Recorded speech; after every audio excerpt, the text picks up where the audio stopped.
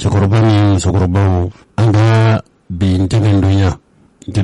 min n'o bɛnnen don mun kalo tile 16 ma aw ka don kibaru lase a bɛna daminɛ ni kɔfilɛ dɔ de ye denmisɛnw fɛ sabu ni ko Mali hali n'a danna jelibansumanaba ka ɲɛfɔli ma mɔgɔw bɛ mɔgɔ la minnu bɛ aw la Mali ka yɛrɛmahɔrɔnya taara don min a y'a sɔrɔ aw bɛ an faso Mali kɔnɔ caman bɛ aw la olu yɛrɛ Mali ka yɛrɛmahɔrɔnya taara cogo min u b'o ko bɛɛ lajɛlen kalama nka denmisɛnninw ni olu ye bidenw ye caman bɛ olu la hali u tɛ Musa Tarawele fanga u tɛ foyi dɔn la wali u ban waati u bɛ dɔɔnin de dɔw la makɔrɔba de bɛ fɛn fin a jeninnen dɔn su de bɛ fin na caman bɛ kuma Mali ko la bi hali n'a tun danna ka fɔ sigira aw kɔrɔ ka aw lamɛn fo ni minnu bɛ n'olu garijɛgɛra kalankɛlaw ka gafew la n'o tɛ ni mɔgɔ b'a fɛ ka Mali fɔ a k'a sɔrɔ i sigira maakɔrɔw kɛrɛfɛ k'u ka kumakanw lamɛn wala maakɔrɔ minnu bɛ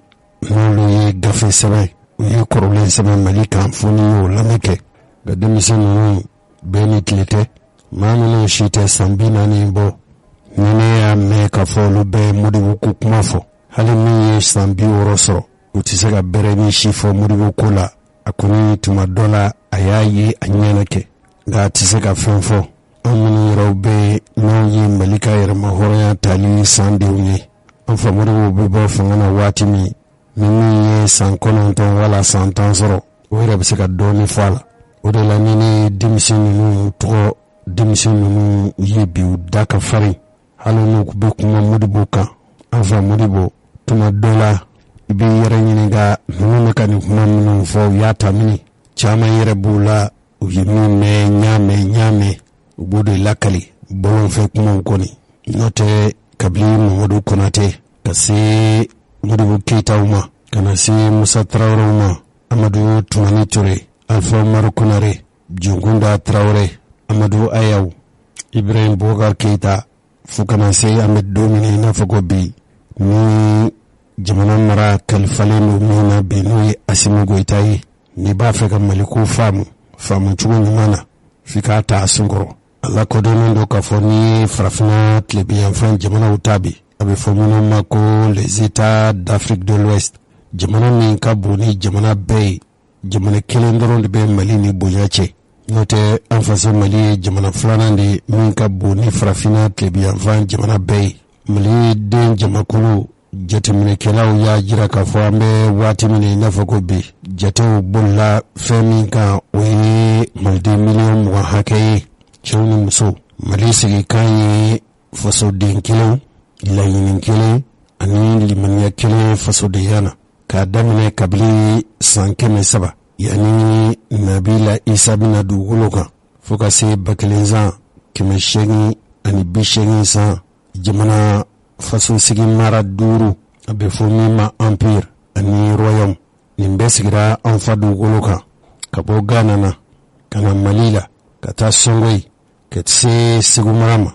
ka na Masina mara la 1779 san de dugukolo cira dugukolo sɛbɛn cibaw fɛ n'o ye Angelino Dulbert ye ka Mali lakodɔn ko sigiyɔrɔ don a sɔrɔlaw de fɛ nasaraw ye an ka jamana sigili daminɛ u donna donda min fɛ yɔrɔ min bi n'a bi fɔ a ma ko Senegali 1880 san tuma min na tɔwbilen donna farajɛw donna Senegali fɛ u sɔrɔla ka Mali marali jamana in kɛlɛli daminɛ fo tuma min na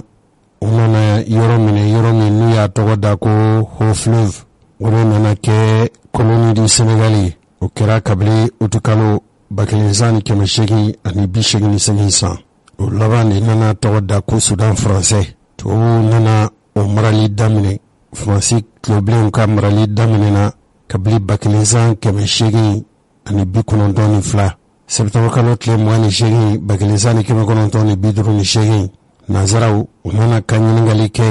n'o ye farafinw ka ɲiningali a bɛ fɔ min ma ko référendum an faso Mali n'a tun bɛ fɔ a ma ko Sudan français nazaraw fɛ minnu bɛ n'olu ka hakilinataw ɲiningara maa kɛmɛ o maa kɛmɛ maa 97 olu nana ɲini ka fɔ tɔn ka dilan faso ka dilan fɔlɔ faso min n'u ko a ma ko République Soudanaise. Mali tun bɛ wele o de la. A nana ka dama faso jamana sigi ye Faransi fɛ. Faransi ka jamana minɛlenw na avec kalo tile 4 1959 Sénégal ni Soudan farala ɲɔgɔn kan ka Fédération du Mali dilan. Kɛra juin kalo tile 20 1960 nka o san kelen n'o ye utu kalo tile 20 ye Sénégal fara ka bɔ Mali la k'a yɛrɛ mahɔrɔnya ta. An faso min n'a tun bɛ fɔ a ma ko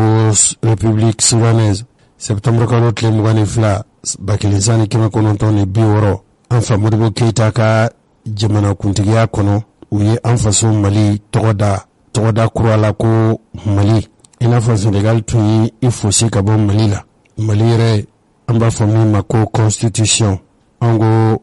jamana dantigɛlen ni sigikan o fɔlɔfɔlɔ min dilanla an faso Mali kɔnɔ yan. O Modibo Keita ale de sugandira ka kɛ Mali faso marabaaw ka ɲɛmɔgɔ ye. Ne b'a fɔ k'a fɔ maa bɛ ko Mali ka yɛrɛmahɔrɔnya taara wala o ta waati minnu olu sɔrɔla an fɛ Modibo Keita 1968 ale ka fanga minɛna Lieutenant Musa Traoré fɛ. O Général Musa Traoré fana ka fanga firikun tun ye fɛn min ye ko jagoya fanga tun don ko binjeni fanga tun don. Ka sɔrɔ Modibo Keita fana bɛ minɛ waati min o waati y'a sɔrɔ ninnu cɛkɔrɔba caman tɛ yen bi ni tun ɲininka Modibo fanga gɛlɛyara ka se hakɛ min ma. Yala ale ma jamana taasira dɔn wa wala jamana kɔnɔjugu ni jamana kɔkanjugu bɛ ka janfa fanga bonyana wa a mana kɛ cogo o cogo. Modibo Keita fɔlɔ ka fanga in a tun nana mangoya. Cɛkɔrɔba tɔ bɛrɛbɛrɛ man ca tuguni n'o tɛ ni tun ye Modibo Keita tɔgɔ fɔ dugu kɔnɔ o du ninnu i bɛ gwan ni ma gwan i don cogo ni kɔnɔ gwan. Musa Traoré ko fana ka fanga ye jagoya fanga ye ko maliden dɔw olu fana wulila a bɛ fɔ olu ma ko démocrates u yɛrɛw ka fɔcogo la k'o ye binjeni fanga ye ma kɛmɛ ɲɔnbonyanko bɛɛ ni tora la. Mars kalo tile 26 1991 sɔrɔlasi dɔ fana n'o ye Amadu Tumani Ture ye o fana ye Musa Traoré ka fanga paro k'i sigi fanga na ka furancɛ fanga sigi ka taa kuntilenna kan kuntilenna min n'u ko a ma ko démocratie. O démocratie o de nana wolo 1992 la Alpha Umaru Konare ale sigira ka kɛ jamanakuntigi bɛɛ diɲɛ fanga wala démocratie sigilen kɔfɛ san 2000 ni san 12 san 2000 ni san 20 ani san 2021 fanga paro nana kɛ tuguni. An b'o ɲɔgɔnna si dɔ de kɛnɛ kan nka jamana kodɔnnaw ni jamana hakilitigiw kabila tɔw donna an fɛ Mali kɔnɔ yan fo ka se bi ma Mali fanga ma firi Mali fanga ma sigi fo k'a sɔrɔ n'a kɛra tubabuw ka dɛmɛ ye nka maa fɔlɔ min bɛ yen n'o ye tubabuw gɛn ka bɔ Mali dugukolo kan o tun y'an fa Modibo Keita ye. Modibo Keita taalen kɔfɛ an kɔni bɔra min joona hali n'a fɔra k'a fɔ Faransi ka janfa tun bɛ Modibo ka fanga paro firi la ni Général Musa Traoré sigira an kɔni bɛ min kalama o ye k'a fɔ Général Musa Traoré a kɔni ma jɛn ka Mali di Faransi ma fiyewu a banbaliya ka Mali di Faransi ma a fɔbaaw fɛ ale yɛrɛ fana ka fanga paroni sɔrɔlasiw fɛ n'o ni jamanaden dɔw nana fara ɲɔgɔn kan n'u k'olu ma ko démocratie. O démocratie ninnu nalen de sa Faransi sɔrɔla k'a sago sɔrɔ Mali dugukolo kan nka Faransi yɛrɛ ka a ka sɔrɔlasiw jagoya cogo Mali dugukolo kan o kɛra professeur Jɔnkoloni Traoré ale nana sigi Mali kunna tuma min o Faransi de donna janfa la. An tɛna segin nin kibaruya ninnu kan tuguni sabu wele bilali min kɛra Faransi fɛ a fɔra fɔ cogo min ko professeur Jɔnkoloni de ye sɛbɛn kɛ o sɛbɛn ka ɲini Faransi fɛ ko Faransi kana an kuma bɔ ko sabu ko diinɛ marifatigiw u tun b'a fɛ ka cun Bamakɔ yan ka sɔrɔ a lajɛra ni diɲɛma jɔlen ye. Faransi yɛrɛ tun ka laɲini de y'o ye sabu olu ye Kadafi kɛlɛ waati min u y'a ɲini an ka burunamɛden minnu n'olu tun bɛ Kadafi kɛrɛfɛ ko u kana u ka sɔn ka Kadafi ko labila n'o kɛra u ka faso n'o bɛ jamana kɔrɔn fɛ k'u n'u tɛgɛ o Faransi n'aw dɛmɛ k'o tɛgɛ ka d'u ma. Ninnu nani minnu kɛra mɔgɔw bɛ yen i n'a fɔ an ka dɔnkibaru jan tɛmɛnen ninnu an tun ye ɲɛfɔli k'aw ye olu ko k'olu ta ye diinɛ kɛlɛko ye k'olu tɛ Mali tilali nɔfɛ olu laban olu de ni Burama ninnu na kari ɲɔgɔn na k'a sɔrɔ Faransi tun ye Mali tila yɛrɛ koyi. Tombouctou, Gao, Kidal, Menaka ani Ansongo Burama ninnu laban nan'u tigɛ k'u dama faso ye ko Azawad. Faransi nakun ye ko a bɛna an dɛmɛ ko ka jamana latila. O Faransi kelen a fɔra fɔbaw fɛ k'a fɔ min tun ɲinina Faransi fɛ o de tun ye ko sana kɛlɛkolon tɛ Mali bolo ka Mali dɛmɛ n'o sira ye nka duguma kɛlɛ k'o ka to Mali sɔrɔlasiw bolo. Faransi laban nin nana kɛ sa ka Mali dɛmɛ ka yɔrɔ caman latila nka min ye Kidali Faransi banna ka Kidali labila Mali ye. Cɛkɔrɔba ni musokɔrɔbaw Mali yɛrɛ kɛlɛ Mali kɔlɔlɔ daminɛna kabini o waati fo ka se nin waati de ma. Mali m'a yɛrɛ sɔrɔ. O yɛrɛ sɔrɔ baliya sɔrɔlasi dɔw de bɛ yen n'o ye Asimu n'a nɔfɛmaw ye. U tun ye bandaw ani Mokutaruwan u tun y'o sigi don latɛmɛ fanga ɲɛmɔgɔya la. O Asimu tun ye dankan ye. Halibisa o Faransi b'a ka dabali ni janfatigɛ la. O Asimu ninnu fana laban nana Mokutaruwan ani bandaw k'olu bɔ ɲɛmɔgɔya la. O ɲɛmɔgɔya kalifalen don o Asimu de la bi. A n'a sɔrɔlasi ɲɔgɔn. Nin kuma nin n'i y'a fɔ nin fɔcogo la mɔgɔw n'a sɔrɔ minnu b'a fɔ Jose kɔni ye nin fɔ a ka hakilinataw de la. Ka sɔrɔ ne ye nin kunnafoni ninnu ɲɛɲini a seereyaw caman bɛ yen. A seereyaw caman bɛ yen. Modibo Keyita ye Faransi gɔn cogo min Asimu n'a nɔfɛmɔgɔw fana laban olu nana Faransi gɔn. Kuma nin n'i y'a lajɛ ni ji ɲɛma jɔlen ye i b'a dɔn k'a fɔ kuma in dalu b'a la. N'o siga bɛ maa min na Faransikaw yɛrɛw ka wasadenw olu tun y'u ka jamanakuntigiw jɔna sigi. An y'o seereya dɔw sɔrɔ kuma nin kɛra nanzarakan na. An bɛna lajɛ a bɛ fɔ nanzarakan na an b'a yɛlɛma ka kɛ bamanankan na aw bɛ se ka faamuyali sɔrɔ cogo min. Dabali ni fɛɛrɛtigɛbaa ye cɛsiri kunnafoni laseli a bɛ fɔ anw fɛ kɛ nka a labɛn cogo ɲuman o ye aw de ye. Anw fɛ bɛn kuma na yan mɔgɔ minnu ye nɛgɛjurutigiw ye kumakan ninnu bɛ sogolon ɲɔgɔn kan cogo min. Kumakan ninnu u bɛ sigi ɲɔgɔn kan cogo min. N'i y'a baara in kɛcogo lajɛ i n'a dɔn k'a fɔ kɔlɛtigi bɛ yen kɔlɛtigi min ni maa min taara gesedala fɛ n'i sigira k'a lajɛ hali furanjɛni i n'a dɔn k'a fɔ ja geseda ye bɛnsema de ye ka bɛn se ma senw ka bɛn ɲɔgɔn ma dɔ bi jigin dɔ bi yɛlɛ dɔ bi gosi dɔ bi foni fini kɔnɔ tɛ dilan o kɔ fiyewu wa anw yɛrɛ ka baara a dabali n'a fɛɛrɛtigɛbaw a baara sɛbɛnma kɛyɔrɔ de ye nin maa ninnu ye. Karamɔgɔ bisimila. Yala munna an tɛ Mali jamana bila yan'an ka gɛn ka bɔ jamana in kɔnɔ. Faransi an ka jamana ye sɔrɔdasi minnu bila ka taa yala u y'u ka baara kɛ wa? O jaabi ye ko awɔ u y'u ka baara kɛ. Pour certains, ils l'ont payé de leur vie. Est-ce que depuis 2014 mɔgɔw sɔrɔla u la minnu yɛrɛ min tora o kɛlɛ la kabini san 2014 ka kɔɲɛ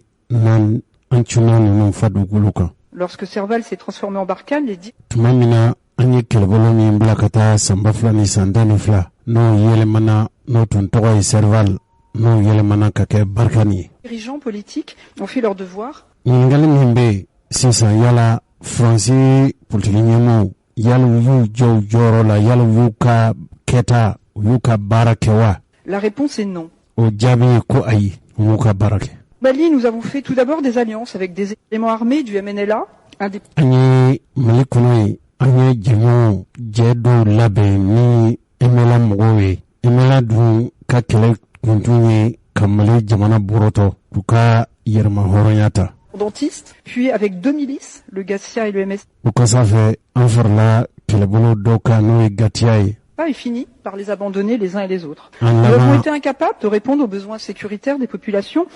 An laban an ye ninnu bɛɛ lajɛlen an nana an fara ka bɔ ninnu bɛɛ lajɛlen na. Yala min ye Mali jamanadenw ka haminako ye n'o tun y'u ka lakana ye yala an sera k'u kɛ a kɛcogo la wa? On a fini par larguer des vivres alors que leur village était sous an laban nana ka pankolon ta k'an bɛ taa balow fili u ma k'u to duguma ka sɔrɔ u ka laɲini tun ye fɛn min ye. Embargo djihadiste, les contraignant ainsi à dialoguer avec les djihadistes ou à être tués. Anw ka kɛta nana kɛ k'u wajibiya o jamanadenw u ni pɔpɔlikɛlaw laban ka jɛ ka sigi ka ɲɔgɔn faamu u kana faga pɔpɔlikɛlaw ninnu fɛ. Le pire, min ka jugu bɛɛ. Les dirigeants français n'ont pas écouté les chercheurs de terrain qui expliquent. O dun kɛra kojugu de ye an ka sɔrɔlasi minnu bɛ Mali dugukolo kan a nana k'olu ma kɔlɔlɔba de wa Faransi jamana marabaw nin ko ɲɛdɔnnen minnu n'u tun ye kangaridaw ye u m'olu ka kangaridakanw mɛn. Et les succès des djihadistes par leur capacité à exploiter localement. K'a sabu kɛ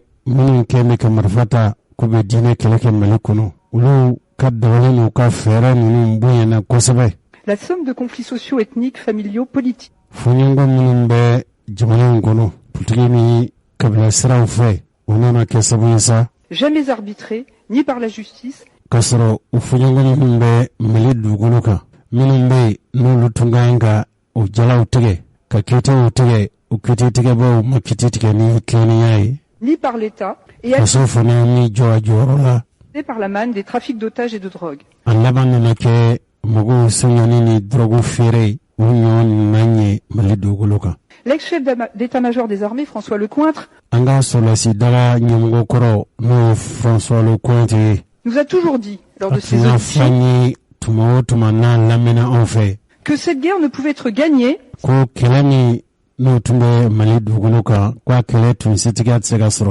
si son volet était en priorité militaire.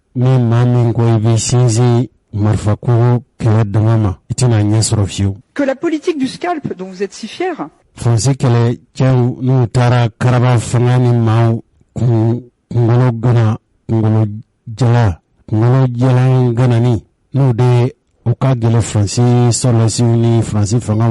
éradiquer les chefs d'AQMI ou de l'EIGS avec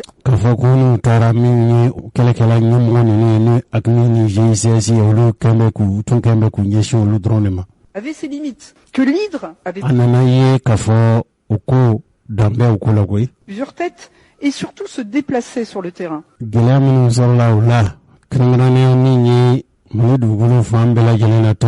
Et aujourd'hui, c'est bien ce constat-là que vous êtes contraint de faire. Que des pans entiers de territoire tombent entre les mains des djihadistes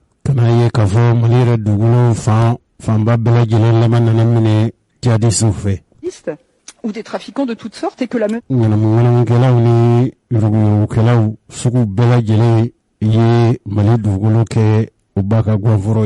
s'est déplacée vers le golfe de Guinée.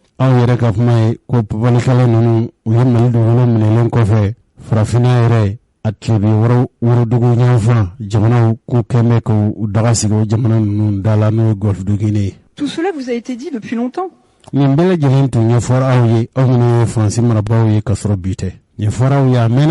n'avez jamais rien voulu entendre. Mais pire encore, la France, qui porte son universalisme.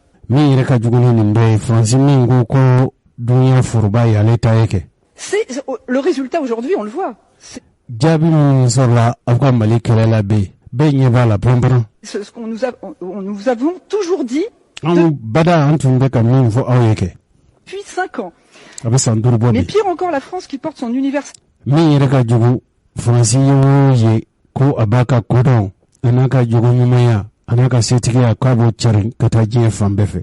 En bandoulière s'est employé de manière systématique à soutenir l'insoutenable, alimentant le rejet de la France par les populations.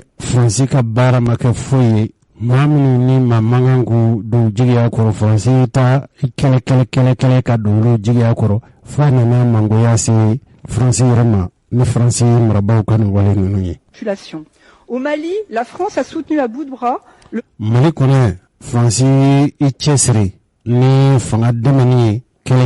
régime d'Ibrahim Boubacar Keïta.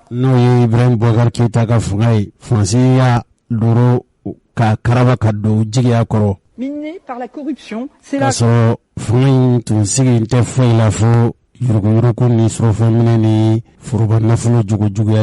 réalité. La France est le seul pays occidental à avoir envoyé des ministres à l'investiture des dirigeants brigands.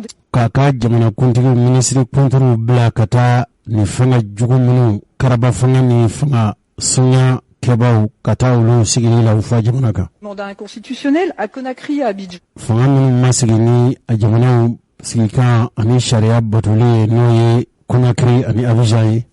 Au Tchad, C'est le ani Chad président de la République lui-même qui est venu à Doubé, fonse jamana kuntigi yɛrɛ bakun de taara Chad fanga sigira Mahamat Idriss Déby qui Mahamad Idriss Déby n'ale karaba k'i sigi s'autoproclamant successeur de son père a tout simplement ale kɛra a fa ka tiɲɛ taabaa ye fonse jamana kuntigi yɛrɛ de taara o sigili la suspendu la Constitution qui o min ye u ka jamana dantigɛli ni sigi ka sariyasun karaba k'i jagoya cogo k'i sigi fanga na Chad prévoyait que le président de l'Assemblée nationale prenne le relais en cas u ka sariya tun ye min fɔ ni jamana kuntigi tɛ u ka wasabolo ɲɛmɔgɔ o de tun kan ka sigi jamana kuntigiya la de vacances du pouvoir. Il a annoncé le décalage de la conférence sur le dialogue national chargée d'organiser le cadre des élections.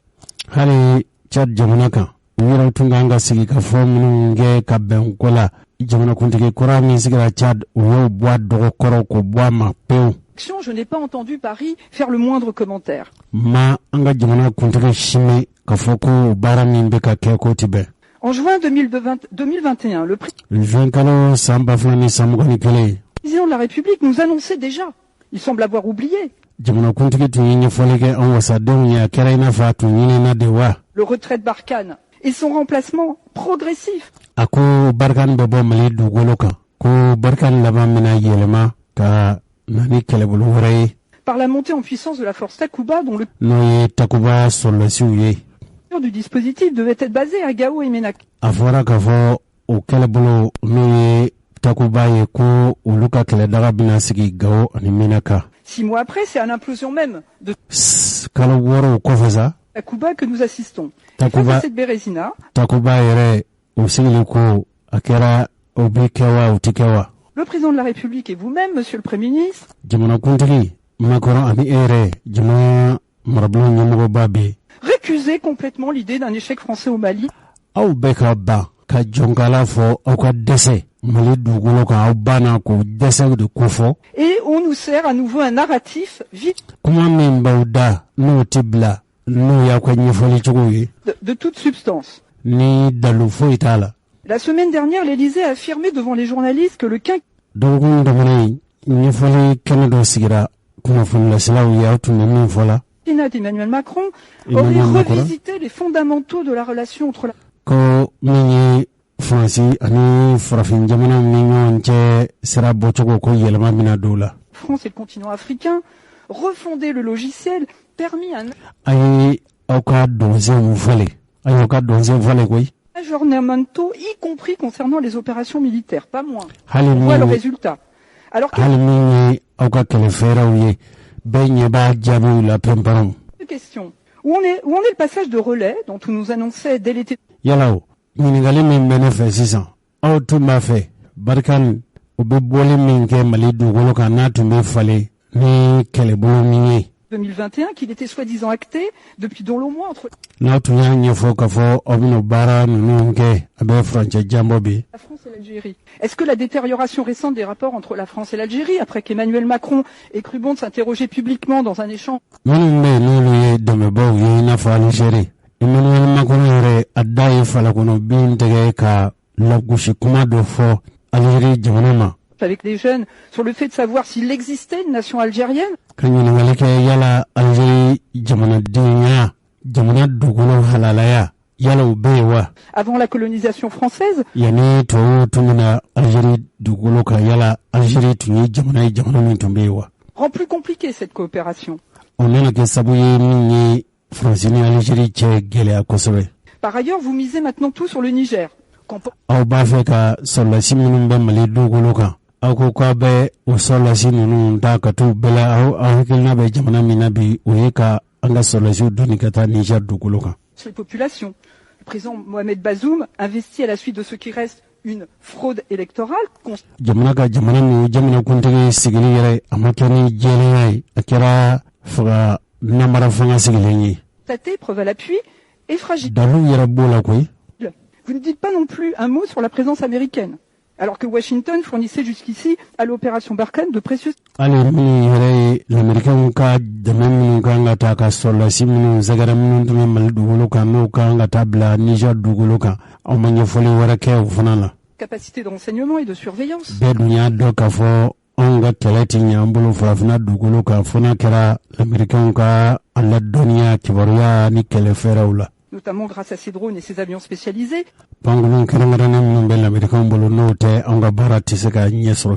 Du ravitaillement en vol et du transport logistique.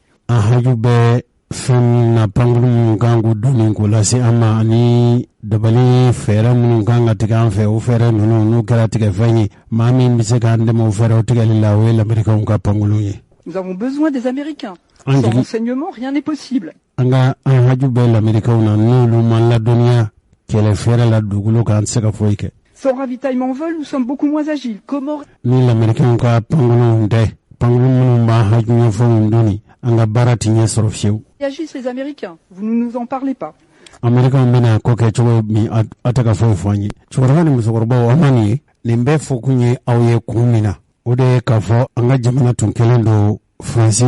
baga gbonfrodi. Anana ke fanyi femi ni Fransi re lasigi muso doye alibika jamana marabulu nyemugo nyingali do sinve ayeni nyingali de kula. Wana faraka fo Fransi te malife. No sika be mina ni fana Fransi jamana dendoye ay min fo nazarakana mino yele mako ke bamarangana ni bara nunu be ko kunye onfe anga makala nu foni ya bo mo dabana mana afola o shugali ko kala maiga koni ay Fransi ka di bara chi mali duguluka fukata dugulu meleke fukata minge sade shugali tina ja Fransi hali shini ndebe nyere nyininga neko shugali kuma minu fo Nations Unies now to uka kuna funda sila nana ye kuma minu fo ne ko ni maniane ndo kafo ika hakilnata ikelenga hakilnata teni yirega hakilnata te koy ibe mugo min ka fanga maralila no yeso la sinu no yi folofolo yi asimu ko itaye ni ngoni nda asimu ka pmai na ya soro ikelen dine ni ngania de ibe kan info ni chokolata shogel ye kuma jugu fo de imma kuma jugu ko ni fo fasoye sabu hali dogo ngunta mani ne tume segu marala anga dugutigi unanga dugude unaye baroke hali doni kuma mimbe uda eni asimu koni ko obeka jamana diun felafo kabili tuma jan min tume maldiun hakilila ko obe ko difo mere kan yingali minye ni ye kelenga kula beni wa eni solasi ude felado ngayanu chesa ante frasi jamana diun fena ka malame ni Fransi jamana diun dodi kuka kudona badodo Aminata Draman Traoré ni Fransi jamana den munun bɛ jɛka baara la ni y'o dɔ de ka kuma ye o de la dɔgɔkun damani dɔ ye ɲininga ko yala Mali bɛ ka Fransi de kɛlɛ wa Fransi fangaɲɛmɔgɔw de kɛlɛ wa Mali bɛ ka Fransi jamana de kɛlɛ yala maa bɛ se ka Fransi jamana kɛlɛ ka sɔrɔ i ma Fransi jamanadenw kɛlɛ wa yala Mali ka ni kuma minnu bɛ fɔla Fransi ma Fransi jamana kuntigiw dama de dun wa Fransi kuru kara de don misegi kuma in kan Fransi mɔgɔw bɛɛ Fransi ni fanga dira olu ma bi min bɛ ka kɛ Mali la u tɛ sɔn o dalu an k'o lamɛn ɲɔgɔn fɛ. Tuma min na Nicolas Sarkozy a bɛ fanga na a tun taara Dakar a ye dantigɛli ba dɔ kɛ Dakar. Il a fait la leçon au début de son mandat aux Africains. Na o kuma senfɛ a kɛra i n'a fɔ maa bɛ kalan kɛ i ka kalanden kun cogo min a y'o kalan de kɛ farafinna jamanadenw kunna Nicolas Sarkozy kɔni. Sarkozy-Guénaud reprochait aux Noirs africains aka jalaki min n'a y'o si farafinna jamanadenw ma de ne pas être entré dans l'histoire. U se ma don diɲɛ kokɔrɔ tɛmɛnenw si la. Je ne sais pas s'ils sont totalement ignorants ou totalement malhonnêtes. Ne bɛ ka n yɛrɛ ɲininka yala nin ye kodɔnbaliya kuma de wa nin ye kɔnɔnajɛya baliya kuma de Sarkozy fɛ. Les deux, mais wala kodɔnbaliya ni kɔnɔnajɛya baliya an t'a kɛ ani hasiriya a bɛ se ka k'o fila fana ye koyi. C'est ahurissant parce que nin bɛ maa kɔnɔ gan k'i maa kamana gan koyi sabu quand on regarde l'histoire du Mali, ni mɔgɔ min ye Mali kɔrɔlen dɔ fɔ ni maa min ye i taasi o la dɔɔnin dɔrɔn. En 1200, dans les années 1200, ba kelen sanni 200 san waati il y avait un empire du Mali. Mali tun ye jamana maraba kɛ n'o tun ye empire du Mali ye. Avec, il avait été fondé par Soundiata Keita. O jamana dilanna Soundiata Keita fɛ. L'empire du Mali avait un état fédéral très organisé. Mali jamana tun ye jamanaw caman faralen tun don ɲɔgɔn kan Soundiata fɛ. Avec un parlement, s'imagine, dans les années. Jamanadenw ka cɛsigiw an'u ka wasamuw tun sigin bɛ n'o bɛ jamana kunkanko kumaw ni jamana taasiraw fɔ n bɛ ka hakili jagabɔ 1200, un parlement en Europe, on va juste... san 1200 ka jamana dilan jamana min wasadenw bɛ jamana marabaa kɔrɔ n bɛ hakili munumunu nina ɲɔgɔnna marasugu ka kɛ anw fɛ nansara la. Attendre 6 ou 7 siècles pour arriver à cette chose-là. san 600 fo san 700 ɲɔgɔnna a ɲɔgɔnna sɔrɔla ka kɛ anw fɛ nka farafin mali jamana ye nin kɛ san 600 san 700 yanni a ɲɔgɔnna bɛ sigi anw fɛ l'Europe jamana kan. Et l'État était très organisé avec mali jamana tun ye jamana labɛnnen ye a waati dɛ. une armée, avec un système d'enseignement, avec... kɛlɛcɛw tun bɛ mali bolo mali tun kɛn bɛ ka dabali ni fɛɛrɛw tigɛ denmisɛnw kalanko la o waati. un trésor public, il organise... foroba nafolo foroba kɛsu foroba nafolo mara yɔrɔ tun bɛ mali bolo waati. l'extraction et la vente de l'or. mali tun lakodɔnnen don ni sanu jamana ye mali tun bɛ sanu bɔ dugukolo jukɔrɔ ka sanu feere mali tun b'o kɛ waati. Il développait l'agriculture coton arachide. mali tun bɛ ci kɛ mali tun bɛ tiga ci kɛ mali tun bɛ kɔɔri ci kɛ san 600 ka sɔrɔ nanzaralamaw kɛ fɔlɔ. Il y avait des centres universitaires extrêmement célèbres à Tombouctou, à Genève ou à mali maradugu minnu n'o ye Tombouctou ni Djenné ye kalansobaw tun bɛ yen dɔnni kalansobaw tun bɛ yen hali Segu. Et un des successeurs de Keïta, Boubacar II. Sunjata Keita bɔlen fanga na min nana kɔfɛ n'o ye Boubacar II ye Manden Bukari. 2 siècles avant Christophe Colomb a lancé 2 san 200 yanni nazaraw bɛ maa min tɔgɔ fɔ ko Christophe Colomb expéditions maritimes pour découvrir l'Amérique. ka taa kwajibaw kɔfɛ n'o ye l'Amérique jamanaw ye ka t'o lakodɔn mali jamana marabaa Bukari Manden Bukari a ye kolon wele san 200 yanni Christophe Colomb n'o ye nazara ye ka bɔ anw fɛ yanni k'o ɲɔgɔnna si kɛ ka taa l'Américains ka gun dɔn. Donc pour des gens qui sont jamais entrés dans l'histoire, c'est pas mal. Ni ko ko kote o jamanaw na o k'olu ma ko kɛ diɲɛ kɔnɔ kɔrɔlen ni min kɛra nin tɛ kujugu ye han nin bɛ mɔgɔ wasa fasi. Et en fait, ce qui est intéressant, c'est que donc il y avait toute une économie en Afrique et au Mali. Nin fɛn min ni maa bɛ se k'i hakili to a la sɔrɔ ɲinini sɔrɔ jidili sɔrɔ baara a dabali n'a fɛɛrɛ tun bɛ farafinna ani Mali la yanni anw mina. Il y avait une économie avec un commerce des caravanes qui remontaient de la Gambie, donc de l'ouest de l'Afrique jusqu'à la Méditerranée. Siraw n'o ye julɔya siraw ye olu tun bɛ bɔ Gambia ka taa fo arabu jamana minnu ni l'Europe jamana bɛ dancɛ bɔ o tɛmɛ siraw tun bɛ yen o ye julɔya sanni feere siraw ye. Effectivement contrôlé, organisé par les Touaregs. O sanni feere tun bɛ kɛ burudamaw Touaregs de fɛ. C'était un commerce extrêmement prospère. O waati sanni feere ni julɔya a tun ye jamana ni jidi ka se hakɛ min ma. Et quand le colonisateur français est arrivé là, tuma min na jamanaw jɔnyaminɛbaw Faransi tuma min na u nana Mali dugukolo kan. Intéressé par les matières premières, qu'est-ce qu'il a fait? Nakun foyi t'a la o jamana dugujugɔrɔ nafolo fɔlɔfɔlɔ minnu bɛ yen o mun ye de y'a to nana Faransi nalen kɔ a ye mun de kɛ. Il a totalement disloqué, brisé ce commerce. Sanni feere ni julɔya min bɛ yen a y'i sen da bɛɛ kan k'a bɛɛ ra nɔgɔ pewu. Pour gérer le commerce et l'économie, il a importé des Libanais et des Grecs. Cogo min o sanni feere n'o julɔya ninnu a bɛ se k'o nafa minɛ o jamana na a ye Libanɛw ni Grecw de wele ka na k'olu kɛ julaw ye julɔya baara minnu tun bɛ kɛ. Et ensuite, la grande démocratie française, qu'est-ce qu'elle a fait? Hélas, Faransi bi disi gosi ni démocratie ni bɛɛ min ye bɛɛ diɲɛ fanga min ye a nali min kɛra a ye mun kɛ. signé des milliers de professeurs de langue arabe. Bodonna ni ma famille ni minnu tun bɛ larabu kalan kɛ Mali dugukolo kan a y'a bɛɛ da k'a bɛɛ dalatigɛ k'u si la tunun pewu. Pourquoi? A y'a kɛ mun na? Parce que ce commerce, sabu o sani n'o feere o julɔya min tun bɛ kɛ yan'a ka na n'o tun bɛ Mali fa dugukolo kan. entre toutes ces régions et tous ces pays, quand vous faites nin jamana ninnu cɛ k'a daminɛ kabini Gambia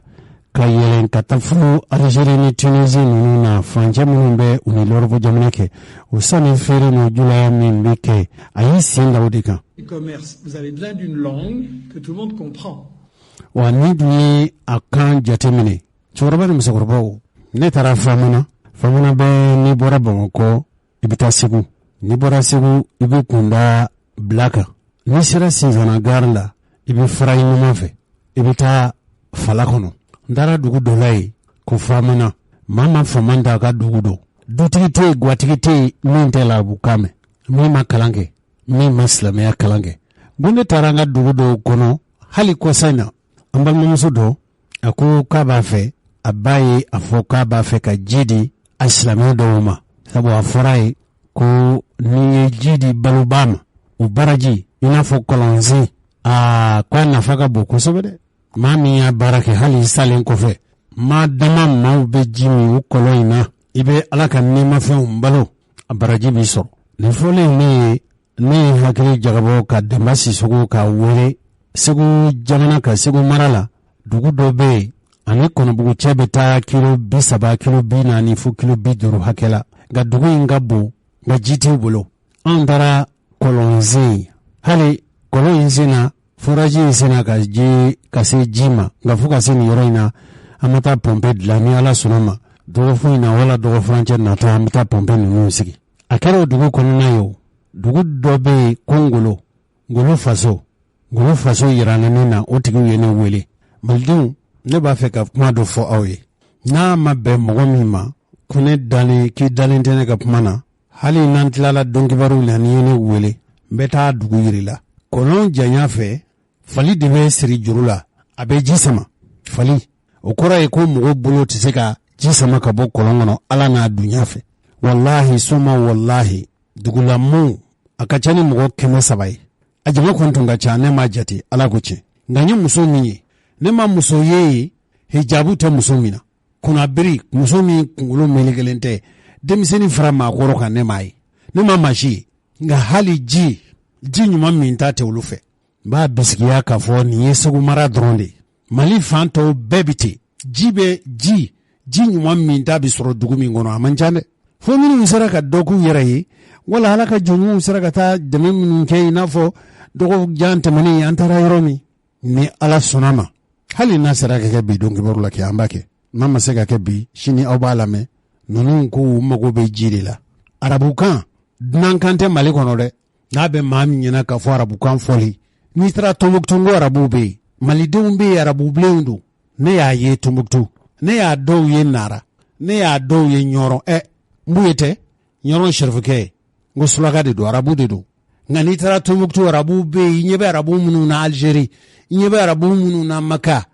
o arabu ɲɔgɔnnaw bɛ anw fa dugukolo kan n'o ye Mali ye ni kuma diyara n'a yɛrɛ ne Jose Traoré arabu siya bɛ ne na koyi awɔ Bɛlɛdugukaw ne ye se ɲama mɔden de se ɲama tubabuw nana ka min sigilen sɔrɔ jamana kuntigiya la Jijenikaw Barawule Traoré bɛ bɔ Jijeni de ne fa ba a tun suraka de tun don ne fa suraka kunsigi de tun bɛ ne fa la ni suraka tɛ arabu kunsigi o de tun bɛ ne fa la ne fa fatura ka sɔrɔ a kunsigi nin bɛ mɔrɔmɔrɔ i n'a fɔ ko arabu kunsigi o tuma Mali tɛ dunan ye arabuya ko la dɛ a bɛ maa minnu ɲɛna k'a fɔ ko arabukan ye dunan ye Mali dugukolo kan i bɛ yɛrɛ nɛgɛn koyi ɲininikɛlaw a tɛ ɲinini kɛ ne m'a fɔ k'a fɔ ni ko nana dugubaw kɔnɔ nanzarakan fɔlaw ni nanzarakan sɛbɛnnaw ka ca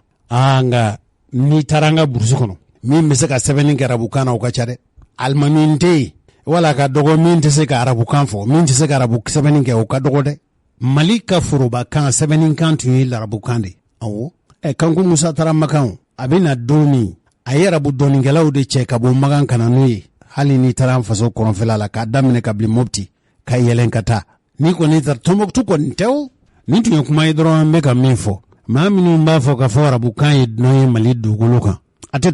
tɔwukɛn ka kuma lamɛn nin ye tubabu de a ye min fɔ a ko sanni feerekan julayakan min tun bɛ Mali kɔnɔ yan larabukan de tun don Faransi nana fɛn o fɛn ye dɔnnikɛlaw ye Faransi marabajugu ninnu y'u bɛɛ fa an ka cɛ in ka kuma lamɛn. Aujourd'hui c'est l'anglais. Vous voulez faire du commerce, c'est l'anglais. An bɛ don min na i n'a fɔ ko bi diɲɛ sanni feere kuma bɛ kɛ ni kan min ye o ye l'anglais de ye n'o tɛ Mali kɔnɔ yan arabukan de tun ye sanni feere kan ye Mali dugukolo kan. Et à ce moment-là, c'était l'arabe. Et donc, si on voulait détruire ce commerce et que tout soit pour l'exportation vers la... tuma mina Faransi nana a tun b'a fɛ ka sanni feere ni julaya baara min kɛ Mali dugukolo kan Faransi y'a bɛɛ tiɲɛ cogo min a bɛ se k'a sago sɔrɔ ka Mali sanni feere n'a fɔra mɔgɔw ɲɛna k'a fɔ Faransi nakun tɛ foyi ye Mali dugukolo kan an busili kɔ a ma daminɛ bi koyi wa hakilina kelen de bɛ Faransi marabaaw la hali bi wa bi ta yɛrɛ ka jugu nin cɛ in m'o fɔ dɛ ni Nazara cɛ in m'o fɔ a ko cogo min Faransi bɛ se k'a sagona sɔrɔ o tuma fo ka arabukan in k'u bɔ yen pewu. On a massacré des milliers de professeurs d'arabe. O tɛ se ka ɲɛ sɔrɔ arabu karamɔgɔ ba dama ba yirika min tun bɛ Mali dugukolo kan Faransiw bɛɛ faga Faransi marabaaw y'olu bɛɛ faga. À l'époque. A waati. Donc ça c'est documenté. Nin tɛ dalakuma dama ye dɛ tɔkɛ in ko a sɛbɛnw bɛ yen a daliw bɛ yen a sɛbɛnninw bɛ yen. Et en fait la question fondamentale à travers l'histoire c'est ni maa min ko k'i bɛ kɔrɔlenw juguba k'i kɔfilɛ kɔrɔlenw ɲɛɲinini na. Comment le 1%, comment la minorité va garder le contrôle des richesses? Cogo di maa damadama bi dafa jamakulu ka tɔnɔ ni nafa la yala o bɛ se ka kɛ cogo di o bɛ kɛ ni fɛɛrɛ jumɛn? Et cette histoire-là a continué. Wa nin ko in de tora senna kabini don min Faransi cunna Mali an faso dugukolo in kan fo bi o kow de bɛ senna. Avec le premier président du Mali, tuma min na Modibo Keïta tun bɛ fanga na. Modibo Keïta, qui voulait le développement de son pays. Ale tun b'a fɛ k'a ka jamana jidi koyi Modibo Keïta kɔni jamana in Mali jɔli tun y'a ka hakili n'a ka hamina ko don. Dépendance, toute une politique.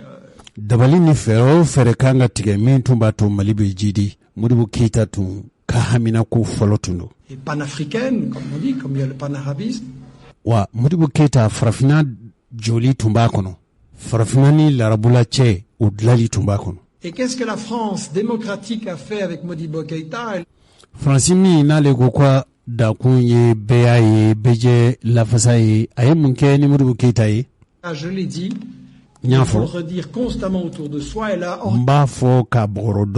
organisé le coup d'État de Moussa Traoré. Faransi de ye Moussa Traoré dɛmɛ ka Modibo Keïta ka fanga bi. 23 ans de dictature sanglante. Et Moussa Traoré san 23 kɛ jagoya fanga ani maafa fanga na a y'a fɔ koyi. Modibo Keïta a crevé en prison. Modibo Keïta laban u nana an nana bɔ a la u y'a to a ka sa fanga na u y'a to a ka sa kaso la.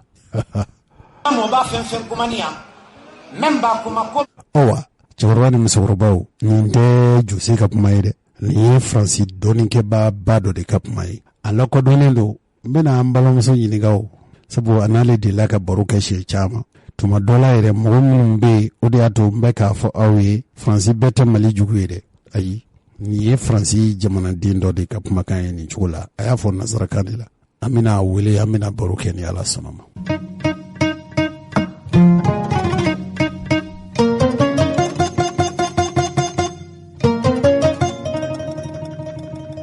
O tuma ni mɔgɔ minnu y'a lajɛ Faransi ka gɛn ka bɔ Mali dugukolo kan a ma daminɛ bi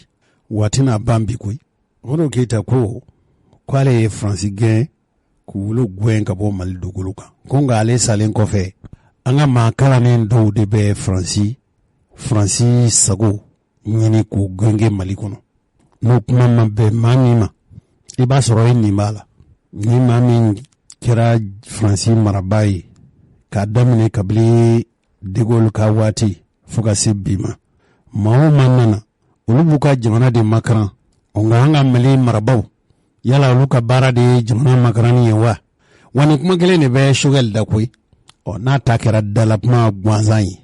a n'a malidenw jɔlen sɔrɔ an ye nka n'a ta bɛɛ jamana marabaa minnu bɛ Mali marali la bi ni Ala ye dɔnkɛbaaru nata ninnu jira na min nana ni k'u wele k'u jɔnnasigi k'u ɲininka o kɛnɛ de sigilen don an ka foroba lasili bon na n'o ye ORTM ye an bɛna maa min ka barosigi kɛ an ka bi dɔnkɛbaaru kɛnɛ kan o ye Sadio Kamara ye colonel Sadio Kamara ale de y'an ka jamana minisiri min sigilen don jamana kisili ka jamana kana ka bɔ jamana juguw ka mantɔɔrɔ ma o kɛra jamana kɔnɔna jugu ye o kɛra jamana kɔkanna jugu ye o a bɛ fɔ min ma ko ministre de la défense ale tun joona sigira an ka jama n'a ka foroba laseli bon ORTM olu y'a baro sigi barosigi kɛnɛ min n'u ko ko Mali kura tasira jamana bɛ lahala min na lakanani ko la ani kana ni fɛɛrɛ tigɛli Mali kɛlɛcɛkɔrɔw ka minisiri min sigilen don jamana kisili ka tanga ka bɔ jamana kɔnɔna jugu ani jamana kɔkanga jugu ka mantɔrɔ ma barosigi kɛra tarata tɛmɛnen Mali kɛlɛcɛw ka lahalaya bɛ dakumina bi yala nafolo hakɛ jumɛn komi a bɛ ka fɔ Mali kɛlɛcɛw kɛlɛmina ninnu zanu ye Mali yɛrɛ ni Risila cɛ bi cogo min sitigiya ni kɛlɛmasa fari min bɛ ka da Mali soldasiw fɛ papalikɛlaw kɛlɛli la ni Mali ko k'olu bɛ ka setigiya sɔrɔ papalikɛlaw kan yala latilali minnu kɛra Mali dugukolo kan o latilali ninnu Mali yɔrɔ minnu latilalen dɔ bi yala Mali ka haminako fɔlɔ ye jumɛn ye bi da sera nin bɛɛ lajɛlen ma ni a tun y'a sɔrɔ kɛ waati tɛmɛnen ninnu na digi tun bɛ kɛ Mali kɛlɛcɛw la fɔba jugu dɔw ko marifatikan mana bɔ kaban Mali soldasiw ko tun bɛ boli ka kɛlɛdaga to yen magɛnbaliya tun don sawa magɛnbaliya de tun tɛ sawa labɛnbaliya de tun don sawa labɛnbaliya de tɛ sawa u tun limaniyɛnen don ka fɔ u janfalen don wa yala janfa tun tɛ wa n'o ko bɛɛ lajɛlen banna bi Mali soldasiw ye kɛlɛmasaya farida yala o kuma min bɛ fɔ dalu b'o la wa cogo min an bɛ faamuyali sɔrɔ an ka Mali minisiri min sigilen don Mali kɛlɛcɛkɔrɔw jamana kisili ka bɔ kɔnɔnajugu ani jamana kɔkanjugu ka mantɔrɔ ma n'o ye Colonel Sajo Kamara ye a ye kunnafonilaseelaw ka ɲininkali jaabi a ye min fɔ o ko kan o filɛ nin ye an bɛ don min na komi bi an bɛ se k'a fɔ ko initiative bɛ armée malienne de bolo n'an ye tali kɛ fɔlɔ la jugu de tun bɛ wuli k'an ɲini jugu de tun b'an ka camps attaquer u tun b'an ka duguw ci an bɛ don min na komi bi an de bɛ wuli ka juguw ɲini k'u ɲini f'u ka dogodogoniw na walasa ka dankariw la donc an bɛ se k'a fɔ an bɛ don min na komi bi vraiment alhamdulillah cɛkɔrɔba ni musokɔrɔbaw hakilila k'a fɔ minisiri ye kuma min fɔ o ko kan aw ye faamuyali sɔrɔ ma a bɛ se k'a fɔ Mali ka kɛlɛ ɲɛsɔrɔbaliya kɛlɛda la a tun bɛ labɛnbaliya de bolo n'o ye kɛlɛmina jɔnjɔn sɔrɔbaliya kɛlɛmina minnu ni o b'a to jugu o fanga tɛ bonya i kan min bɛ dɛsɛ k'o bɛn ni fanga ye nka kabili Mali ni Risila ye i bolo di ɲɔgɔn ma ale minisiri Sajo Kamara yɛrɛ siɲɛ joli a bɛ taa Risila ka minɛnw kunbɛn o minɛn ninnu sɔrɔli a y'a to bi Mali bɛ ka se sɔrɔ juguw kan kosɛbɛ nka ni Risila ka dɛmɛ tun tɛ yala dannen don Risila kelen de ma wa munna Mali t'i bolo bɔ diɲɛ jamana tɔw bɛɛ nɔfɛ tiɲɛ don ne minɛ o ka di yɔrɔ kosɛbɛ nka nin fana minɛ ka fara kan ni dɛmɛbaaw cayara yala o tɛ caman de fara i ka fanga kan wa jaabi min bɛ minisiri Sajo Kamara bolo o ko kunkan an k'o lamɛn cɛ do Mali ni Risiw tigɛ dilen don ɲɔgɔn ma nka jamana dɔw bɛ ka kɛ i n'a fɔ Mali ye Risiw de ta ka tɔw fili k'a sɔrɔ an ni jamana caman bɛ baara la Chinois jamanaw b'o la Turkiw b'o la u ka ca an tɛ se ka a bɛɛ fɔ Mali dayɛlɛnnen don jamana bɛɛ lajɛlen jamana o jamana n'i ko k'i bɛ Mali dɔn jamana ye i b'an ka sariyaw bato i b'an ka hakɛw dafa i tɛ dankari an ka souveraineté la an n'i bɛ se ka baara kɛ ni a y'a sɔrɔ kɛ k'a fɔ Mali dayɛlɛlen don nka jamana bɛɛ jamana na i n'a fɔ Faransi u ka kɛlɛbolo n'o ye Barikani ye Faransi yɛrɛ tun ye wele bila l'Europe jamana ma olu tun ye kɛlɛbolo dɔ labɛn nka u ni Faransi kelen de tun bɛ na o labɛn ninnu na Mali ni yɔrɔ t'o la o ma kɛ Mali fɛla ye Mali faamaw ko olu fa jamana ni maa o maa bɛna dugukolo kan i tɛ tɛmɛ fan wɛrɛ fɛ i ni Mali yɛrɛ de b'a ta i b'a ta Mali ka dabada ma olu ma sɔn o ma u y'u ka minɛnw cɛ wali u ka minɛnw cɛli b'u kɔnɔ u bɛ ka taa ni ninnu kɛra taafɛn ye komi u yɛrɛ bɛ taali la kaban yala o tɛna dankari Mali ka lakana na wa minisiri Sajo Kamara ye jaabi min fɔ o jaabi ninnu filɛ nin an bɛ don min na komi bi an bɛ jamana kɔnɔdenw hakili sigi tiɲɛ don barika ni takuba bɛ ka u ka minɛnw cɛ ka bɔ Mali kɔnɔ nka gɛlɛya foyi tɛna don Maliyɛnw ka lakana ko la ka sababuya kɛ barika ka tagali ye labɛnw sabatilen don ka ban walasa u bɛna bɔ yɔrɔ minnu na k'olu yɔrɔw nɔrɔ bila walasa Maliyɛnw kana se ka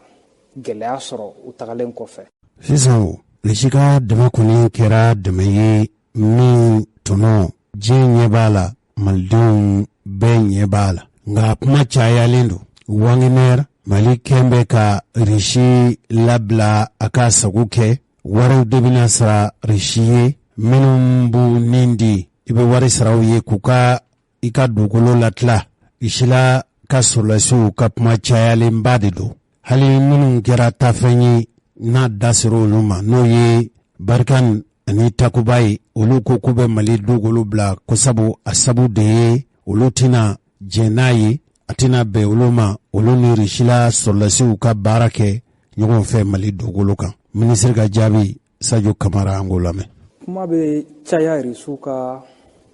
dɛmɛ la ka se Maliyɛnw ma faut que Maliyɛnw yɛrɛ ka faamuya an bɛ degun min kɔnɔ mankan caya kun ye jumɛn ye n'i ye jateminɛ kɛ bɛɛ de bɛ i ka jamana ka nafa ɲini an dɛmɛbaga dɔw bɛ yan san 9 u bɛ k'an dɛmɛ n t'a fɔ ko fɛn ma kɛ nka n'an ye jateminɛ kɛ lakana ta fanfɛla la an bɛ se k'a fɔ ni min ma fara a kan o ma bɔ a la parce que u bɛna don min na ka n'an dɛmɛ gɛlɛya fanba tun bɛ kɔrɔnfɛn fan de la an bɛ don min na komi bi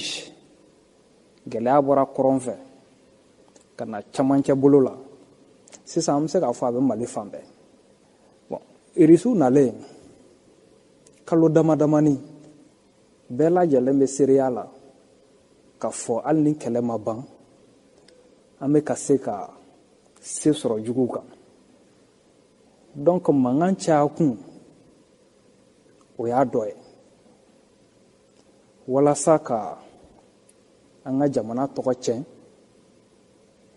walasa ka dankari an ka jamana na kɔ kan ka se k'an bali an bɛ jamana lafiyalen min ɲini n'o ye Mali ye k'o sira datugu a ɲɛ kɛlɛ in bɛ ka kɛ fan caman fɛ mais mɔgɔ caman ɲɛ bɛ min na o ye finitigilaka minnu ni marifa b'u bolo u bɛ ka juguw kɛlɛ nka kɛlɛ in fanba o bɛ ka kɛ kunnafonidi siraw kan donc aw yɛrɛ jɔdaba bɛ o ko la parce que kunnafoni diko ɲuman a bɛ jamana basigi a diko jugu fana bɛ dankari jamana la mɔgɔ minnu bɛ ka kunnafoni di ka juguya olu ka nafa sɔrɔ sira de b'o la o mais an ka nafa sɔrɔ sira tɛ o la n'i ko i nana mɔgɔ dɛmɛ nka e nana an t'a fɔ i dɛsɛra mais ni a bɛɛ ye ka dankari jugu la n'an y'an bolo mɔɔnɔ bɔ mɔgɔ wɛrɛ nɔfɛ o kana fara an kan an bɛɛ ka fara ɲɔgɔn kan ka juguw kɛlɛ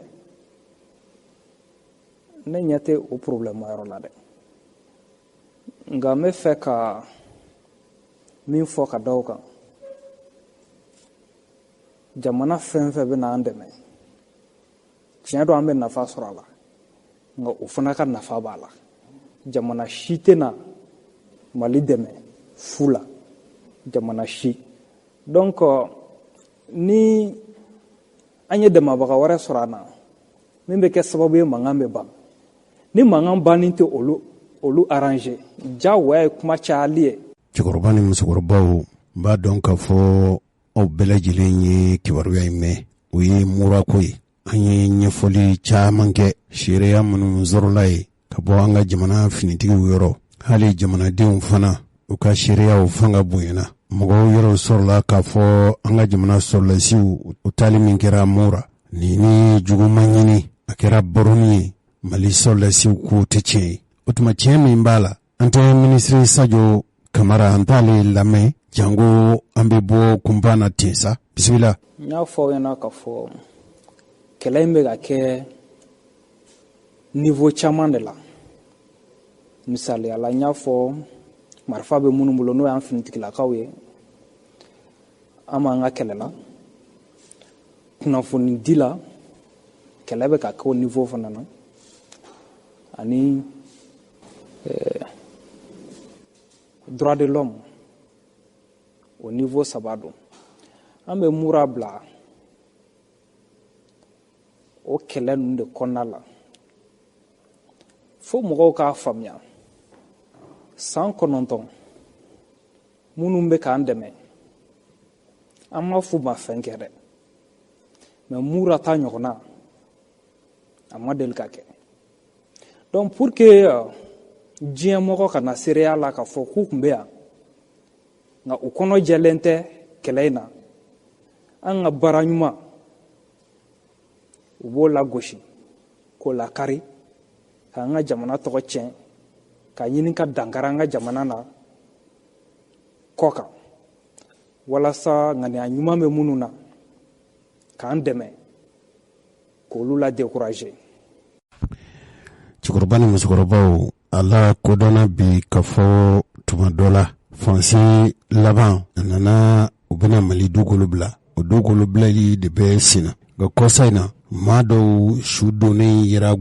gosiko in kɛlen ka dɔ fara Faransi ani Mali ka gɛlɛya kan. Faransi sɔrɔlasiw ko k'olu ye ja dɔw ta k'olu ye minnu ye k'o ye Risiw ka sɔrɔlasiw ye u b'a fɔ min ma ko Wagner u bɛ ka maa dɔw su don cogo min u bɛ se ka Faransi sɔrɔlasiw jalaki nka nin ko in a kɛra tuma min Faransi de ko k'a bɛna gosi sɔrɔlasi dagaw labila Mali ye. Faransi y'a ka minɛnw cɛ waati min na dɛ ni su ninnu nana ye de ni Mali sɔrɔlasiw kɔni tuma su ye u laban a tun turu bɛ ka da a turu tun bɛ ka nin ko in ni suko in a turu laban tun bɛna da Mali sɔrɔlasiw de kunna k'olu de ninnu fa u falen kɔfɛ ko k'u su don yɔrɔ la nka Mali sɔrɔlasiw ala y'a kɛ olu ye su ye su don yɔrɔ ye u sɔrɔla ka ɲɛfɔli kɛ ka fɔ su in tɛ olu ka su ye. O Faransi foyi ma sɔrɔ Faransi da ko Wagner ye nin baara in kɛ o cogo min an ka jamanadenw bɛ se ka bɔ kunba na. Minisiri Sajo ɲininkali min kɛra a ye jaabi min fɔ nin ko kan an t'o lamɛn. N bɛ tasibila kɛ fɔlɔ ka se fure minnu yera gosi u yera yɔrɔ la yɔrɔ min man jan gosi kan na kan min n'a tun bɛ tubabuw de bolo n'u y'a bila armée malienne ka bolo kan a ma mɛn. An ka sariya tabagaw ye fɛsɛfɛsɛli daminɛ walasa ka a ko tiɲɛ da kɛnɛ kan nka an ɲɛ b'a la kunnafonidila dɔw bɛ fɛ ka a kɛ i n'a fɔ nin kɛwale cɛjugu in ye armée malienne de nɔ ye. Ɲani fɛsɛfɛsɛliw jaabi ka bɔ an bɛ se ka min fɔ su ninnu bɛ ye wagati min na u tun tolilen don ka se hakɛ min ma o b'a yira k'a fɔ ko Mali finitigilakaw nɔ foyi tɛ nin kɛwale cɛjugu in na. Donc an b'a yira bɛɛ lajɛlen na k'a fɔ Mali ye jamana barikama de danbe jamana don ka information manipuler ka essayer ka jamana tɔgɔ tiɲɛ ka jamanadenw jalaki nkalon kan o bɛɛ bɛ kɛlɛ la nka an bɔra mɔgɔbaw de la. An ka duguw an ka jamanadenw mɔgɔ si tɛ se ka k'u fɛ ka tɛmɛ an yɛrɛ kan. An bɛ yan ka baara kɛ walasa k'an ka jamanadenw de lakana walasa ka jamana kisi. cɛkɔrɔba ni musokɔrɔbaw hali n'a y'a sɔrɔ kɛ k'a fɔ yɛlɛma bɛ ka don fiɲɛ cifan na sabu aw minnu bɛ lamɛnli kɛ kɛrɛnkɛrɛnyana an ka dɔn kibaru a bɛ waatinin bɔ bi mali sɔrɔlasiw ni bɔrɔntɔli o bɛ ka dɔgɔya kosɛbɛ i bɛ mɛn k'a fɔ i m'a mɛn k'a fɔ bin taara kɛ mali sɔrɔlasiw kan maa de bɛ se k'a fɔ mali sɔrɔlasiw fɛlɛbɔtɔ kɛlɛ senfɛ a kɛra tan o n'a ta bɛɛ jamana ma sumaya koyi jamana ka kalan yalaw maa bɛ jigi da jamana sumali kan waati jɛn kɛlɛ setigiya jamana in basigi a bɛna ɲɛ sɔrɔ an ka minisiri Sadio Kamara an ka kumaw a ka jaabiw lamɛn o ko ninnu na. Ka kalan dɔɔni tiɲɛ don nka ala ni jamana ɲɛmɔgɔw ni jamana kɔnɔdenw baara in bɛ na sumaya an ye tagabolo kura ta ka yɛlɛma don baara kɛcogoya la fɔlɔ la juguw de tun bɛ taa an ɲini mɛ sisan ka da kan gouvernement ye minɛn minnu di an ma moyen minnu bilala an ka disposition na n'o y'an permet ka minɛn kuraw sɔrɔ k'an ka kɛlɛcɛtɔw former bi an bɛ se k'a fɔ an bɛ ka dankari jugu la an bɛ don min na komi bi an bɛ tugu ɲini f'u dagayɔrɔw la wa an y'u ka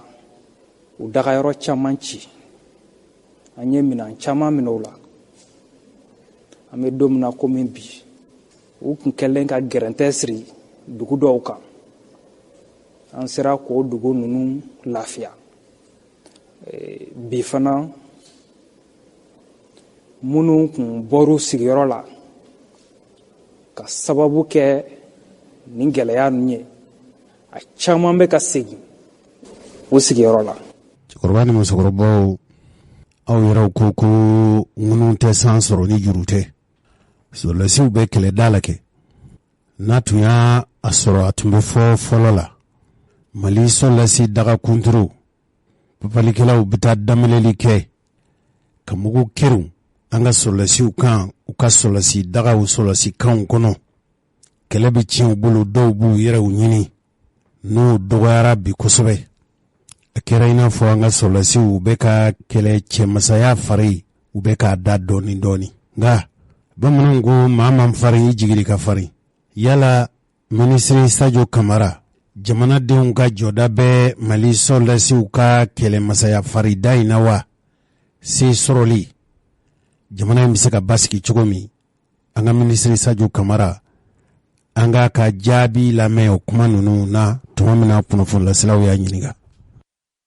nin yɔrɔ in na n bɛ foli belebeleba kɛ ka ɲɛsin jamana kɔnɔden bɛɛ lajɛlen ma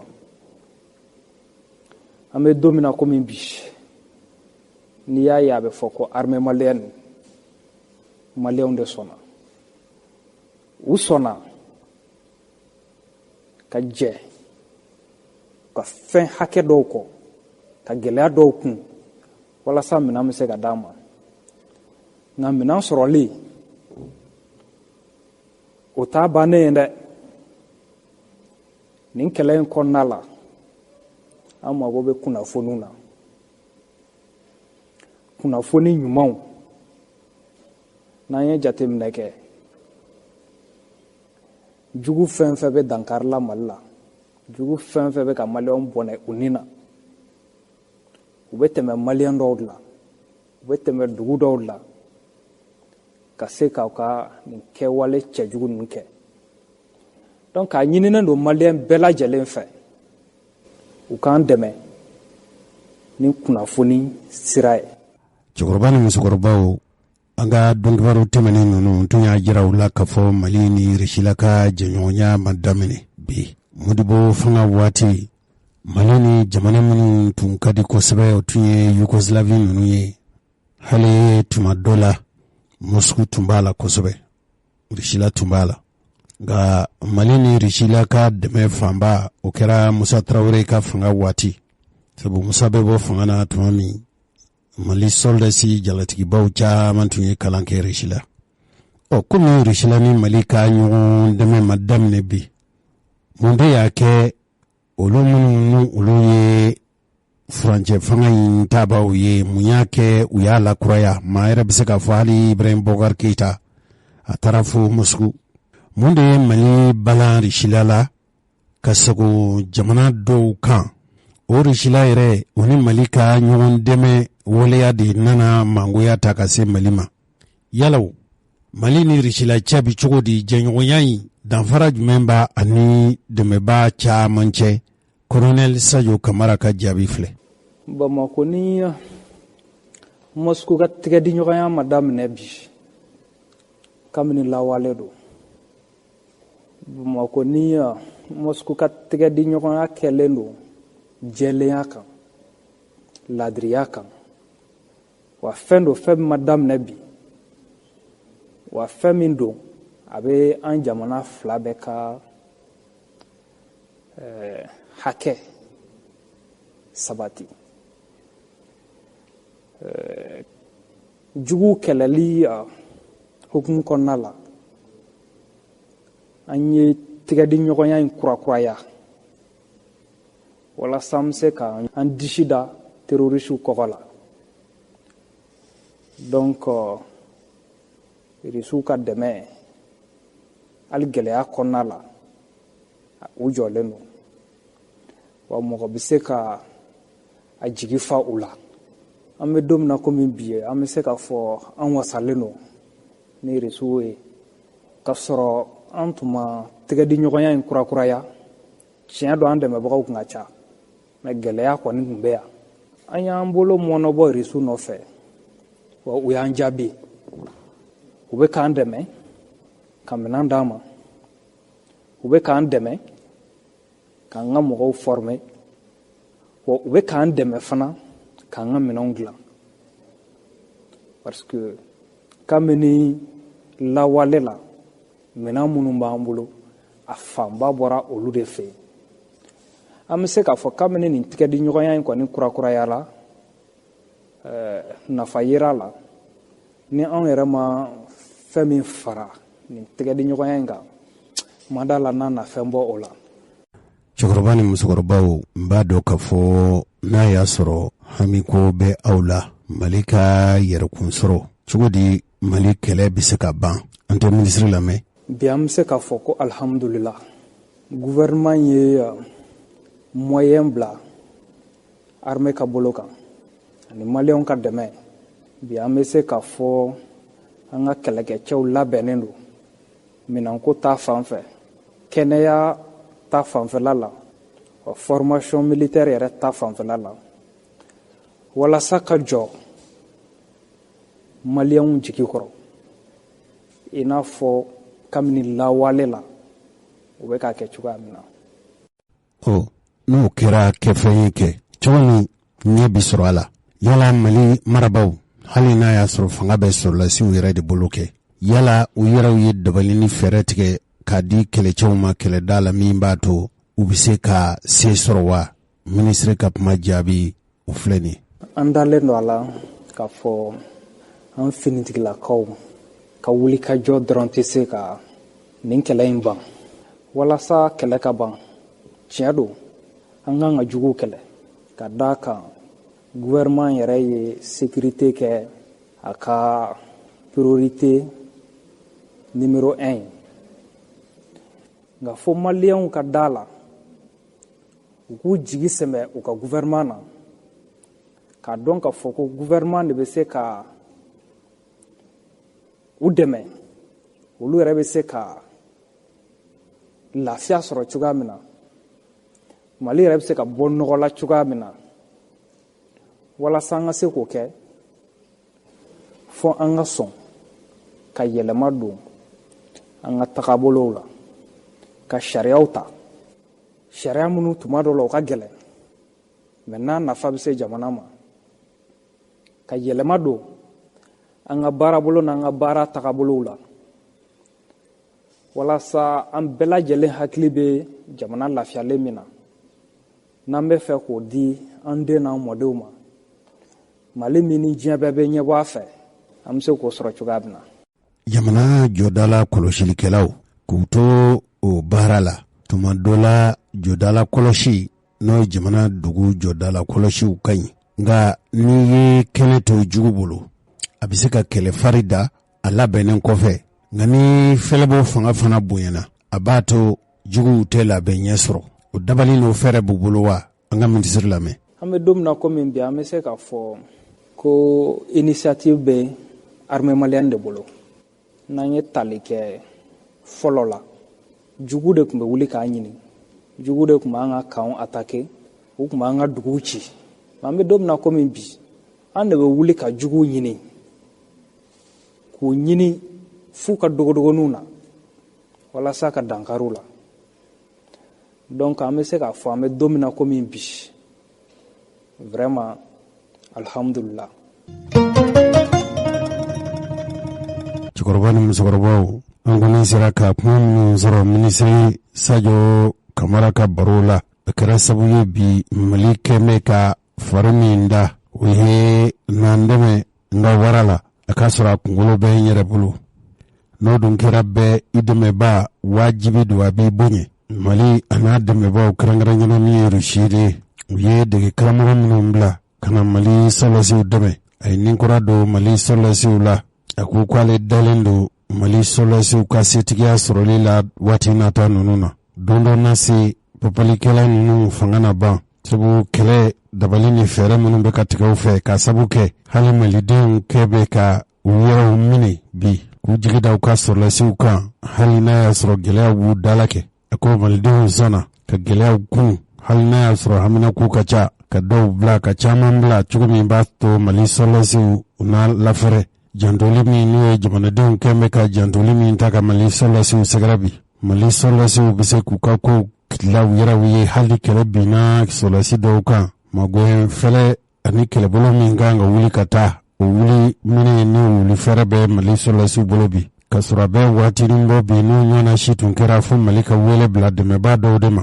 hali banabaatɔ minnu joginna kɛlɛ da la olu dunini a ko an bɛ don min i n'a fɔ ko bi Mali sɔrɔlasiw o dabali n'o fɛrɛ b'u yɛrɛw bolo wa ni fɔlɔ la dɔdala dugu dɔdala kɔlɔsili dama bɛ Mali sɔrɔlasiw fɛ bi ta u bɛ wuli de ka taa juguw fɛlɛbɔ f'u ka dagaw kɔnɔ ye nin bɛɛ ye sabu ye bi min b'a to Mali sɔrɔlasiw bɛ ka kɛlɛfari da o siratigɛ de la sa juma tɛmɛnen dɔgɔkun tɛmɛnen maa dɔ wulila Bamakɔ yan ka taa don sɔrɔlasiw u jigiya jamakulu sigi ka kɛnɛsigi kɛ kɛnɛ min u k'u bɛ Mali sɔrɔlasiw jigiya kɔrɔ sariya minnu sɔrɔla ka bɔ yen o sariya ninnu filɛ nin yanni an ka Bamakɔkaw ka sariyaw lamɛn nin ɲɔgɔnna bɔli kɛra Mali fantan naani fɛ ka daminɛ Kayi fo ka taa fo Gawo Segukaw fana tun fɔlɔ bɔra bɔkun tun ye min ye an ye kibaruya sɔrɔ ka bɔ Segu an k'o kibaruya ninnu an ka dɔ lamɛn o la fɔlɔ. Bismillahirrahmanirrahim. Ne tɔgɔ ye Fɛfɛ Kumare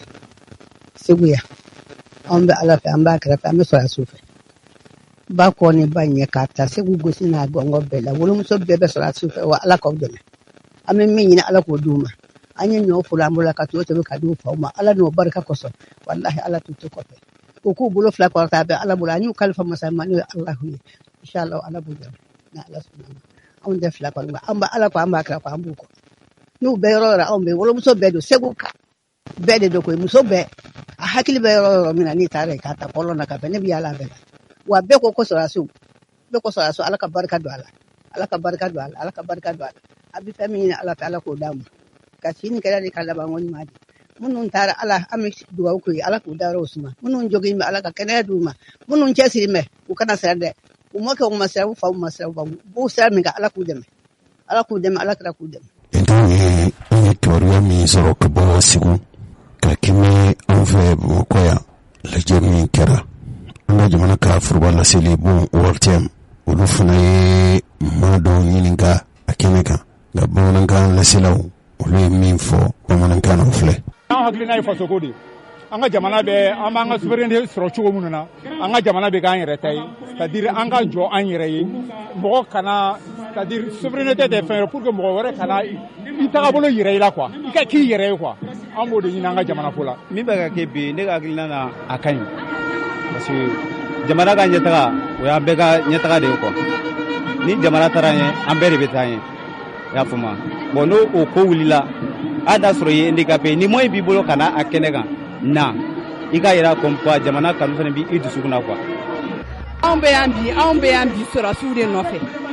vraiment anw bɛ sɔrɔsiw fɛ an bɛ sa sɔrɔsiw nɔfɛ parce que an y'a ye u ye baara min kɛ nord la anw cɛlakaw de ye nord mɔgɔw ye motikaw ye u ye baara min kɛ a sumanen don an si ma fɔlɔ an ka mɔgɔw tun tɛ se ka bɔ yan ka ji tigɛ mais à cause des soldats aujourd'hui mɔgɔw bɛ ji tigɛ u bɛ taa Kwakuru u bɛ taa Saona u bɛ taa dugu bɛɛ la a bɛɛ sababu bɔra an ka sɔrɔsiw de la de telle sorte que an b'u fo dans tout la wa an bɛ sa u nɔfɛ. Asumu Koyita ko de se yan an ka sɔrɔsi dɛmɛ ko de y'an se yan an bɛ dugawu de k'u ɲɛ an bɛna foyi kɛ an bɛ dugawu k'u ɲɛ dɔrɔn Ala ka hɛrɛ k'u ɲɛ k'u ɲuman da k'u ɲuman segin Ala k'u lakana.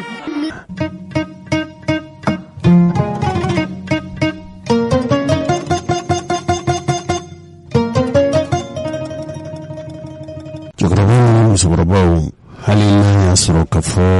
hakilinaw bɛɛ tɛ kelen ye jamakuluw bɛ yen dɔw furancɛ tɛmɛnen olu cɛ 100 u bɔra fana taamana nka olu ka taama ni minnu taamana juma tɛmɛnen u ka taama tɛ hakilina kelen kan nka a mana kɛ cogo o cogo u fana ka laɲini faso in ka latila an ye sariya min sɔrɔ ka bɔ maa 100 ninnu ka taamayɔrɔ o sariya ninnu fana filɛ nin jɛkulu ka ca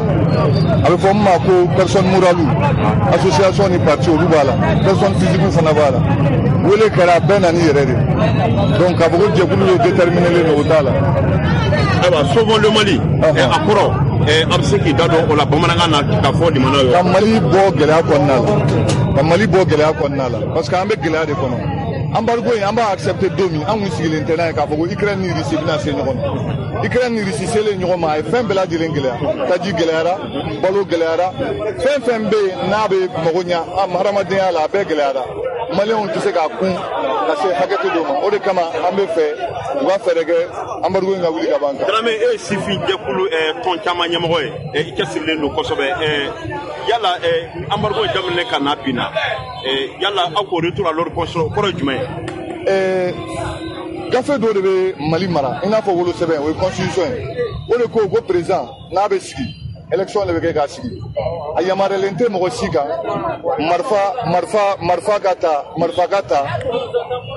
ka fanga mara n'o ye donc ni marifa taara parce que ko dɔ de kɛra a ma bɛn marifa wagati de kan ka kɛ marifa bɛ bila wagati min na ka élection organiser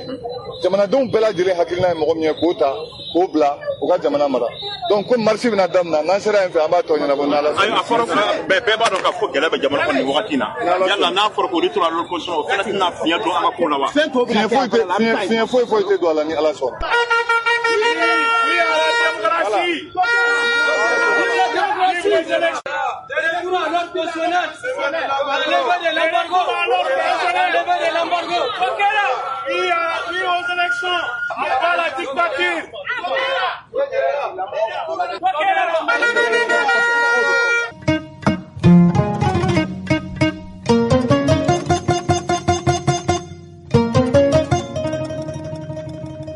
an balimaw cɛkɔrɔba ni musokɔrɔbaw tuma dɔ la aw ta joona kosɛbɛ nka mɔgɔ minnu bɛ n'olu ye dahirimɛ ɲinibaw ye a kɛra min tɔgɔ la bolifɛn b'u bolo a mana kɛ bolifɛn sen 2 ye o a mana kɛ bolifɛn sen 4 ye o taji ko kɛrɛnkɛrɛnnenya min ye gasoil ye a sɔrɔli man nɔgɔ ka fara taji feere yɔrɔ damadama bɛ an fɛ Mali kɔnɔ Oryx, Shell, Total, Ola Energy ninnu tun ye tile 4 baarabila kɛ kabili araba tɛmɛnen n'o bɛna mɛ kalo tile 11 ma u yɛrɛ kɔni fɛ ko n'olu ye baarakɛlaw ye dɔw ka ca ni san 10 ɲɛ bi baara kɛɲɔgɔnya doni sɛbɛn n'o ye contrat ye n'a ma ɲɛ ka fɔ ni mɔgɔ bɛ baara kɛ fo layidu sɛbɛn de ka tɛmɛ aw ni ɲɔgɔn cɛ o taji feerela minnu b'anw fɛ Bamakɔ yan ani Mali fan wɛrɛ ko baarakɛlaw ko o sɛbɛn de to u ni taji feere bondaw cɛ u ko u bɛ fɛn min ɲini o ye baara yɛrɛ hakɛ sariya ye fɛn min fɔ u ko